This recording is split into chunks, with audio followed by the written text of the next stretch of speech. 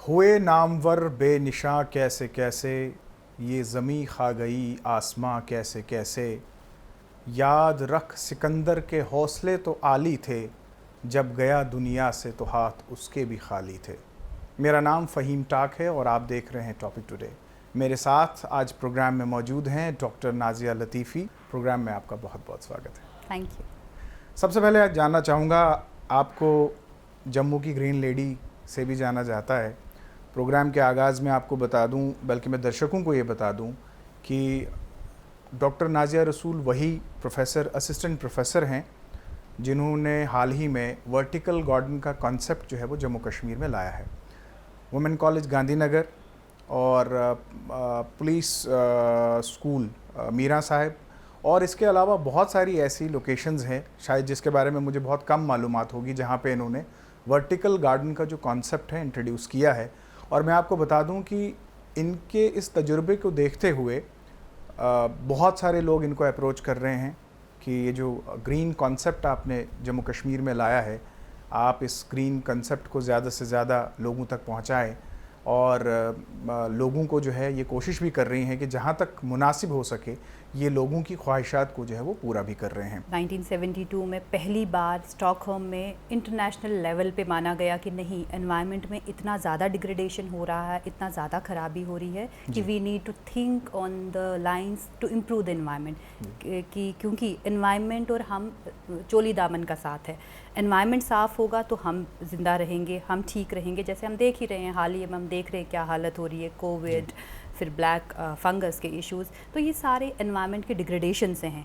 तो 1972 में पहली बार इंटरनेशनल लेवल पे एनवायरनमेंट को इतना इम्पोर्टेंट रिकग्नाइज़ किया गया और कहा, वहाँ पे डिस्कस हुआ कि हम सब पूरी कंट्रीज़ को, बहुत डिफरेंट कंट्रीज़ के हेड मिले और कहा गया कि नहीं, हर एक कंट्री को इसके लिए कुछ स्टेप्स लेने पड़ेंगे, इनिशिएटिव्स लेने पड़ेंगे ताकि हम एनवायरनमेंट को बचा सकें। हर दिन हमें एनवायरनमेंट के लिए सोचना है, उसके लिए इम्प्रूवमेंट के लिए करना है। हम सोचते हैं कि हमसे क्या खताएँ हुई हैं, क्या गलतियाँ हुई हैं और उनको हम किस तरीके से, वो क्या तरीके होंगे कि हम उन गलतियों को रिमूव कर सकें और हम अच्छे पाथ पे चल सकें, जिस तरीके से हम इकोसिस्टम को रिस्टोर कर सकें। दोबारा से हम जो डिग्रेडेशन इकोसिस्टम की हो गई है उसको हम कैसे ठीक कर सकते हैं। अगर हम अब 2-3 स्टेप्स हैं। एक तो हम पहले कोशिश करेंगे कि प्रिवेंशन, जैसे हम कहते हैं prevention is better than cure. पहले तो कोशिश करनी है कि डिग्रेड ही ना हो, प्रिवेंट करें हम। दूसरी कोशिश है कि अगर हो रहा है तो कुछ हद तक हम उसको हाल्ट करें, कुछ तक हम उसको मिटिगेट करें। और अगर और तीसरा है कि हम उसको रिवाइव करें किस तरीके से, क्योंकि हमारी अर्थ जो बेशक ये रेजिलिएंट है लेकिन इसको भी हीलिंग की ज़रूरत है। इंसान इतना लालची हो गया है कि अपनी कंफर्ट के लिए, अपने आराम के लिए हमने जो डेवलपमेंट्स शुरू की और हमने देखा कि किस तरह से हमने पहाड़ों को, जंगलों को बर्बाद कर दिया और इसका खमियाजा जो है हम भुगत रहे हैं। हाल ही में हमने देखा कि कोविड में ऑक्सीजन की कितनी कमी रही, लोग जो है वो मरे, बहुत सारी दुश्वारियां हुई और सबसे बड़ी लाइफलाइन जो कोविड में जो बीमार लोग थे उनको लगी वो था ऑक्सीजन का होना। तो ऐसे में आज हमें इस बात का पूरा एहसास हो रहा है कि हमने जो जंगलों को तबाह कर दिया, हमने जो पेड़ों की कटाई की, उसका खमियाजा जो है वो आज हम भुगत रहे हैं। आपसे जानना चाहूँगा, जैसे कि कोविड में भी हमने देखा कि हमें बहुत कुछ भुगतना पड़ा, ऑक्सीजन की ज़बरदस्त शॉर्टेज रही, और ऐसे में अगर हमने वक्तन फ़वक्तन पेड़ों को लगाया होता, पिछले 10 साल से लोग तो जागरूक हुए हैं और इंसान ये रियलाइज़ कर चुका है कि कुदरत के साथ जो मैं खिलवाड़ कर रहा हूँ, तरक्की के नाम पर जो बर्बादी हो रही है जंगलों की, पहाड़ों की, उससे कहीं ना कहीं हमें नुकसान हो रहा है। इस पर आप क्या कहेंगे? बिल्कुल, जैसे जो पेड़ काट रहे हैं, एक तो जैसे आपने कहा कि ऑक्सीजन जो है, ऑक्सीजन का इम्पॉर्टेंट सोर्स है, तो इसीलिए जो इस बार का थीम भी है इकोसिस्टम रिस्टोरेशन। बेसिकली यही है कि कितना हम रिस्टोर करेंगे इकोसिस्टम, जो अभी जो बॉन एकॉर्ड है कि कितना हम रिस्टोर करेंगे, कितने 350 मिलियन हेक्टर्स जो टेरेस्ट्रियल एंड एक्वेटिक इकोसिस्टम को रिवाइव करना है, दोबारा से रिस्टोर करना है, क्योंकि that would be the source of oxygen, जो कि which is very much important for our survival, हमारे और जितने भी लिविंग ऑर्गेनिजम्स हैं उनके सर्वाइवल के लिए इम्पॉर्टेंट है। सेकेंडली, पेड़ ऑक्सीजन ही सिर्फ नहीं देते हैं, ये कार्बन को सिक्विस्टर भी करते हैं, वो कार्बन डाइऑक्साइड जिससे हमारा ग्लोबल वार्मिंग हो रहा है। तो जितना जितना हम इकोसिस्टम को इम्प्रूव करेंगे, जितना जितना हम पेड़ लगाएंगे, और देखें अगर हम इसको गौर से देखें तो कितना आसान है माहौल, नेचर को बचाना। Planting trees is the simplest and the best way of conservation of our environment, protection of our environment. अगर हम अपने जीवन में, अपनी ज़िंदगी में 1, 2, 5, 10 पेड़ लगा दें तो आप सोचिए कि हम अपनी फ्यूचर जनरेशन और अपने बच्चों के लिए कितना अच्छा एनवायरनमेंट छोड़ के जाएंगे और ख़ुद भी एंजॉय करेंगे। तो पेड़ों का होना जो है बहुत ही ज़्यादा ज़रूरी है। तो इसीलिए इस बार का पूरे इकोसिस्टम को रिवाइव करने की ज़रूरत है, रिस्टोर करने की ज़रूरत है, क्योंकि पेड़ हर हिसाब से इम्पॉर्टेंट है। ऑक्सीजन सप्लाई करते हैं, कार्बन डाइऑक्साइड को एब्जॉर्ब करते हैं during the process of photos use करते हैं। इतना ही नहीं, डिफरेंट किस्म के पोल्यूशन जो है, आप वाटर पोल्यूशन की बात करें, एयर पोल्यूशन की, वेरियस ऑक्साइड्स ऑफ नाइट्रोजन और जो सल्फ़र हैं उसको वो एसिमुलेट करता है। अगर हम नॉइज़ पोल्यूशन की बात करें, जो पत्ते हैं या मल्टी स्टोरी जो ट्रीज़ होते हैं वो साउंड वेव्स को एब्जॉर्ब करते हैं, तो नॉइज़ पोल्यूशन भी बचाते हैं। हमारे वेदर फिनोमिना को जो है ये बहुत ज़्यादा इस पे डिपेंडेंट है, प्लांटेशन पे, इकोसिस्टम्स पे। तो जितना हमारे ट्रीज़ होंगे तो that is very much important for our survival, for our environment. ख़ासकर हम जम्मू कश्मीर की बात करें तो जम्मू कश्मीर के पास सबसे बड़ा ज़ख़ीरा ये था कि हमारे पास बहुत खूबसूरत जंगलात थे, पहाड़ हमारे पास बहुत खूबसूरत थे, लेकिन वक्तन फ़वक्तन अपनी ज़रूरतों को पूरा करते हुए हमने पहाड़ों में टनल बनाए, पेड़ों की कटाई की।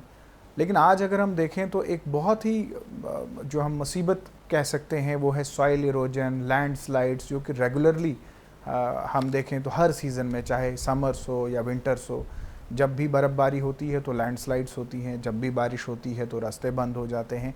तो ये कितना बड़ा एक कंसर्न है ख़ासकर जम्मू कश्मीर के लिए, यहाँ की टोपोग्राफी को मद्देनज़र रखते हुए।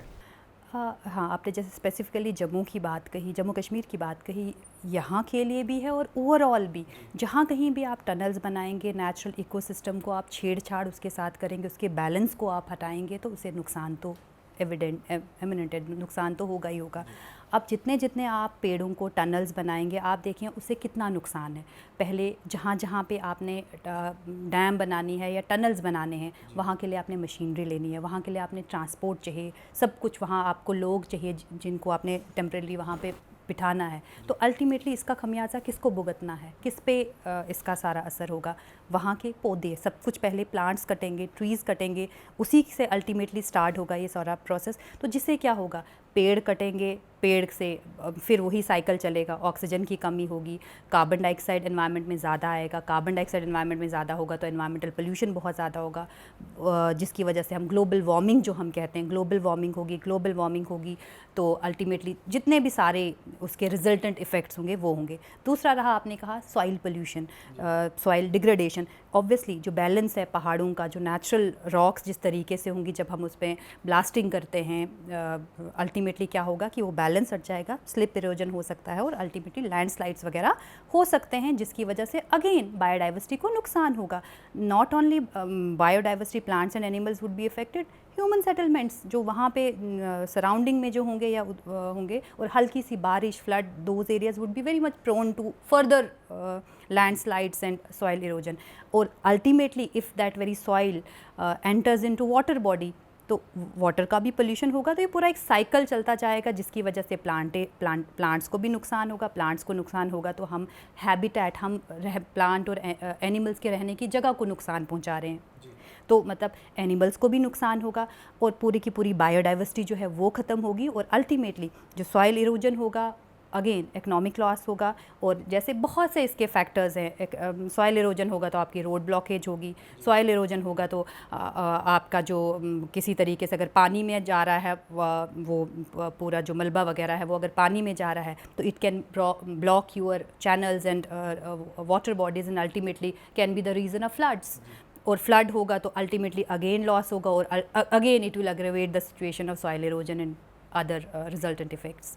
आपका वर्टिकल गार्डन का जो कॉन्सेप्ट है, छोटे से वक्फे में आपको काफ़ी शोहरत मिली।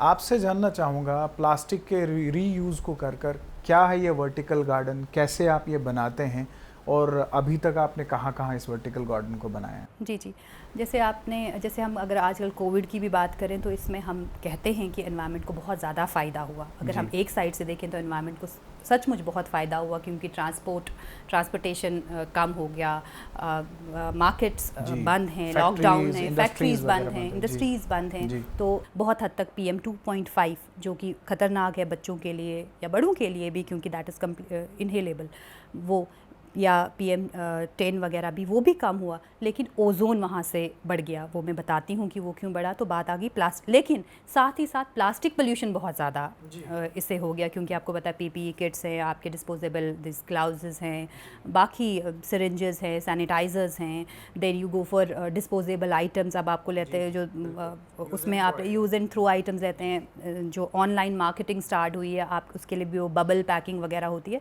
तो अल्टीमेटली प्लास्टिक पोल्यूशन जो है वो बहुत ज़्यादा बढ़ रहा है।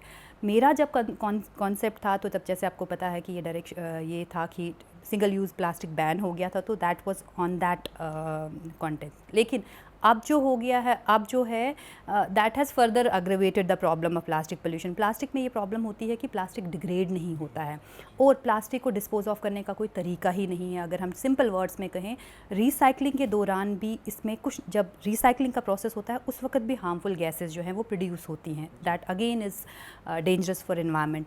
तो इसलिए मेरा ये पर्पज़ था कि अगर हम प्लास्टिक को हम रातों रात तो बंद नहीं कर सकते, और अगर देखा जाए तो प्लास्टिक के बहुत फ़ायदे हैं। अगर इस वक्त भी हम देख रहे हैं तो हमारा कहीं ना कहीं अगर हमें एक सेफ़ वे आउट मिल रहा है तो हम प्लास्टिक का ही इस्तेमाल कर रहे हैं। हम प्लास्टिक इसलिए, हैंड ग्लव्स इसलिए लग रहे हैं कि चलो हम फेंक देंगे तो हमें इन्फेक्शन नहीं होगा।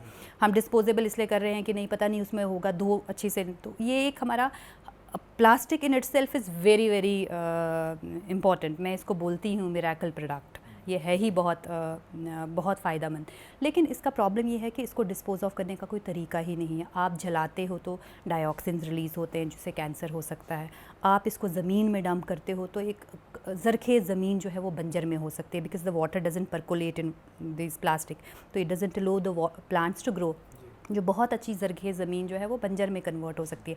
आप इसको सीधा, अब हल्का बहुत ज़्यादा होता है प्लास्टिक, हवा थोड़ी सी भी हल्की हवा सी आ गई तो पानी में चला जाता है, तो पानी को, नालियाँ आपकी ब्लॉक हो जाती हैं। पानी में वाटर एनिमल्स, एक्वेटिक एनिमल्स को लगता है ये कोई खाना है, वो उसको खा जाते हैं, वो उसको खा जाते हैं। तो इसमें एंडोक्राइन जो हार्मोनल इम्बैलेंस हो जाता है वो उनमें होता है, और ultimately through food chain ultimately हम वो चीज़ें हमारे डाइनिंग टेबल पे पहुंच जाती हैं और उनके वहाँ से वो हम तक पहुँचते हैं। तो ये एक पूरा चेन जो है अल्टीमेटली लोअर से अपर तक, इवन ह्यूमन बींग्स तक ये पहुँचता है, वाटर बर्ड्स तक पहुँचता है, और अल्टीमेटली सबको नुकसान पहुँचाता है। अब मेरा यही कॉन्सेप्ट था कि अगर हम इसको रिसाइकल इतने अच्छे से नहीं करें, हालांकि बहुत से तरीके हैं जिससे हम आजकल, जैसे अब इसके रोड बना रहे हैं, प्लास्टिक पैलेट से रोड्स वगैरह बन रहे हैं, उसको ऐश में कन्वर्ट करके सीमेंट के साथ कर रहे हैं कि लॉन्गिटिविटी बढ़ जाए। वो है, that is something, that is one aspect to control plastic pollution. पर इसमें ये था कि अगर हम इसको ऐसे नहीं कर सकते हैं, why not to reuse it in a way which is cost effective and which doesn't pose any harm to our environment. तो ये बड़ा आसान सा तरीका है। प्लास्टिक को उसमें आप ग्रीनरी भी रख रहे हो जिससे हमारा ऑक्सीजन का सप्लाई कंटिन्यूस रहे, और देखा गया है कि जहाँ जहाँ प्लास्टिक वर्टिकल गार्डन्स बने हुए हैं या जहाँ जहाँ ग्रीनरी है, वहाँ पे आपका जो एयर क्वालिटी इंडेक्स है वो बहुत ही अच्छा होता है, बहुत कम होता है, मतलब 50 and 100 के बीच में होता है। तो उससे आपका पोल्यूशन भी कम हो रहा है, आपका प्लास्टिक वेस्ट भी कम प्रोड्यूस हो रहा है, एनवायरनमेंट को भी नुकसान नहीं हो रहा है, ग्रीनरी भी बढ़ रही है, आपको खर्चा भी कोई नहीं है, इकोनॉमिकली भी फ़ायदा है। तो फ़ायदा ही फ़ायदा है। तो इसलिए जो है, एंड सेकेंडली जैसे मैंने कहा कि प्लास्टिक जो है डिग्रेड ही नहीं होता है। तो अगर हम बाहर से कोई प्लांट्स वगैरह लाते हैं और किसी चीज़ के, तो एक तो हमें पैसा भी उस पर खर्च करना है, तो ये तो है ही, हम इस्तेमाल कर ही रहे हैं, तो क्यों ना इन्हीं को हम किसी तरीके से रीयूज़ करें ताकि प्लास्टिक को डिस्पोज ऑफ करने की भी प्रॉब्लम ना हो और हमारे माहौल को भी नुकसान ना पहुंचे। तो इसीलिए ये कॉन्सेप्ट था, और मैंने इसमें वाटर कंजर्वेशन का भी कॉन्सेप्ट रखा है। सवाल का दूसरा हिस्सा ये था कि आपने अभी तक कहाँ ये वर्टिकल गार्डन्स जो है वो लगाए हैं, और जैसे वाटर कंजर्वेशन का भी आपने कहा, तो वो किस तरह से आप करते हैं? इसमें अभी तक मैंने जो वर्टिकल गार्डन्स हैं, सबसे पहले मैंने गांधीनगर कॉलेज जी GCW गांधीनगर कॉलेज में बनाया था, फिर मैंने Jammu university environmental sciences department of Jammu university, then government college of education यहाँ पे बीएड कॉलेज में कैनाल रोड में, देन पुलिस पब्लिक स्कूल में, and there are so many institutions and mostly residential complexes में भी मैंने ये बनाया है, क्योंकि so many people were approaching me for the same, तो so I had helped them to get that done in their respective residences. वो भी है, और कुछ इंस्टीट्यूशंस में भी ये हमने जो है वर्टिकल गार्डन बनाए। फिर रहा वाटर कंजर्वेशन की बात, जैसे आपको पता है पानी भी बहुत ज़्यादा, जो यूजेबल पानी है वो बहुत कम है। कम इसलिए है कि ऑलरेडी जो यूजेबल कम है वो बहुत, जो हम यूटिलाइज़ कर सकते हैं पानी वो बहुत कम है, और अनफॉर्चुनेटली उसको हम या तो वेस्ट कर रहे हैं, और जो बचता है उसको हम पोल्यूट कर रहे हैं। तो अल्टीमेटली हमारे पास पानी जो हम इस्तेमाल कर सकते हैं वो बहुत ही कम है। इसमें हमने ड्रिप इरिगेशन का प्रोविज़न रखा है, क्योंकि अक्सर हम क्या करते हैं, हम अपने लॉन में पाइप लगा लेते हैं और कहते हैं कि जब पानी पूरा लॉन में भर जाएगा तो हर पौधे को पहुंच जाएगा, और जिससे हमारा पानी जो है बहुत ज़्यादा वेस्ट होता है। और हम जैसे आज गर्मियों का मौसम है, हम ये नहीं सोचते हैं कि हमें किस वक्त पानी देना है अपने पौधों को। कोशिश करनी है सुबह और शाम को, जिसका इवेपोरेशन भी कम हो, और सेकेंडली प्लांट्स भी नहीं जलेंगे जब गर्म सर्द होंगे, वो भी नहीं, नुकसान भी है। एक तो पानी का भी कंजर्वेशन पॉइंट ऑफ व्यू से वो भी नुकसान है, और सेकेंडली प्लांट्स की भी ग्रोथ के लिए नुकसान है, वो प्लांट्स को भी नुकसान पहुंचाता है। तो इसमें ड्रिप इरिगेशन का कॉन्सेप्ट है। सारी बॉटल्स जो हैं कनेक्टेड हैं, और जो पानी है उसी तरीका का उतना ही पानी दिया जाता है कि जितना वो नीचे तक बॉटल तक पहुंचे, उसके बाद नीचे ना जाए, क्योंकि उसमें कोकोपीट वगैरह रखा है जो कि मॉइस्चर को एब्जॉर्ब करता है। जैसे यहाँ पे मैं बहुत ही इंटरेस्टिंग बात कहूँगी, मुझे बहुत ही अच्छा लगा, अभी कुछ दिन पहले डिपार्टमेंट ऑफ एनवायरमेंटल साइंसेस के हमारे former HOD SPS Datta sir, तो उन्होंने मुझे फ़ोन किया, and that is just a dream come true for me and an honour for me कि मेरे जो टीचर हैं, गाइड हैं, उन्होंने मुझे फ़ोन किया। मेरे लिए वो बहुत बड़ी ब्लेसिंग है। तो उनका कहना था कि नाज़िया, मेरी तुमसे ना रात को बड़ी डिस्कशन हो रही थी। तो मुझे पहले लगा कि सर को कहीं गलत ऐसा कोई कन्फ्यूजन तो नहीं ना हुआ कि किसे फ़ोन किया। फिर मैंने फिर से पूछा, जी सर। तो उन्होंने कहा, मैं सपने में तुम्हारे साथ डिस्कस कर रहा था। मैंने कहा जी सर। तो उन्होंने कहा, आप ये जो पानी रिसाइकलिंग वाटर जो आप इसका करते हो, कहाँ रखते हो इसका पानी, जो वाटर जो आपने कनेक्टेड बॉटल्स रखी हैं, तो कहाँ पे आप रखते हो? मैंने कहा सर वो मैं कहीं पे भी नहीं रखती हूँ, क्योंकि मैं उतना ही पानी देती हूँ कि जो नीचे ना गिरे। तो उन्होंने मुझे कहा, नहीं, इसका बहुत ज़्यादा ख्याल रखना, अगर वो पानी नीचे जाता है तो उसमें बहुत ज़्यादा बायोडाइवर्सिटी होगी। आप माइक्रोस्कोप में देखना उसमें कितनी लाइफ है। तो कोशिश करना उस पानी को कलेक्ट करके, कोशिश क्या ये रखना माइंड में कि उस पानी को ज़रूर किसी वाटर बॉडी में डाल देना, ताकि वो लाइफ ख़त्म ना हो। तो यहाँ से हमें अंदाज़ा होता है जो हमारे बड़े हैं, जो हमारे बुज़ुर्ग हैं, वो कितना सोचते हैं लाइफ के बारे में, बायोडाइवर्सिटी के बारे में। चाहे वो माइक्रो ऑर्गेनिजम्स ही, माइन्यूट लाइफ ही है, पर उनके लिए कितनी इम्पॉर्टेंट है कि he specially gave me a call, उनने मुझे फ़ोन किया।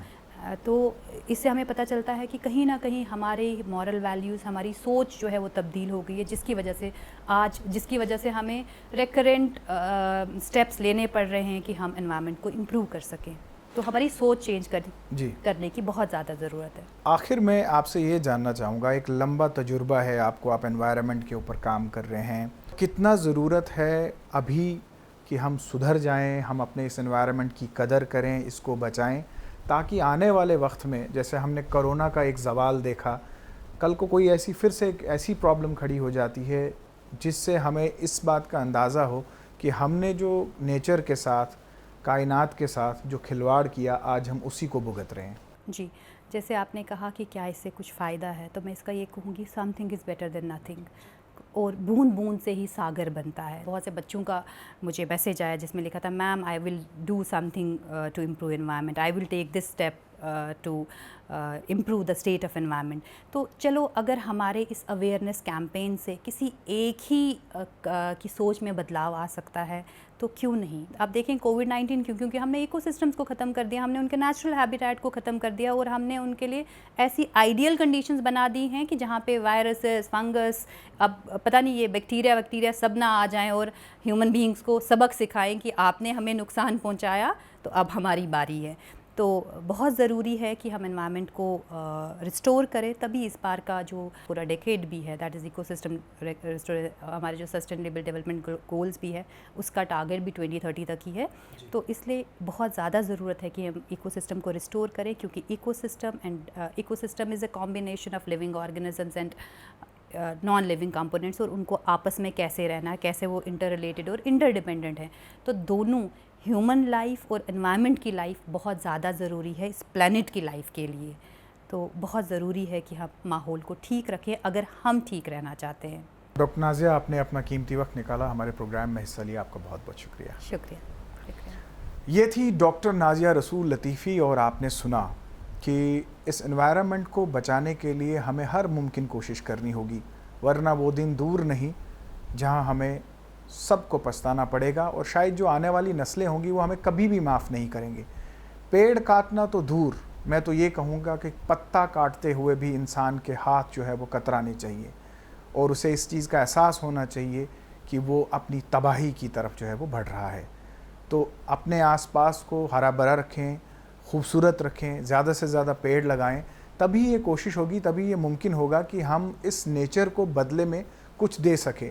वरना ये जीव जंतु, पहाड़, झरने, हमने इन सब को ख़त्म कर दिया है, और शायद वो दिन दूर नहीं जब हमें इस धरती पर, इस ज़मीन पर सिर्फ सूखा ही मिलेगा। तो ये वक्त ना आए, ऐसा वक्त कभी ना आए, और ज़्यादा से ज़्यादा पेड़ लगाएं। मुझे लगता है कि ये सबसे बड़ा ट्रिब्यूट हमारा होगा नेचर के लिए। आज के प्रोग्राम में बस इतना ही, फिर होगी आपसे मुलाकात। इजाज़त दीजिए, आदाब।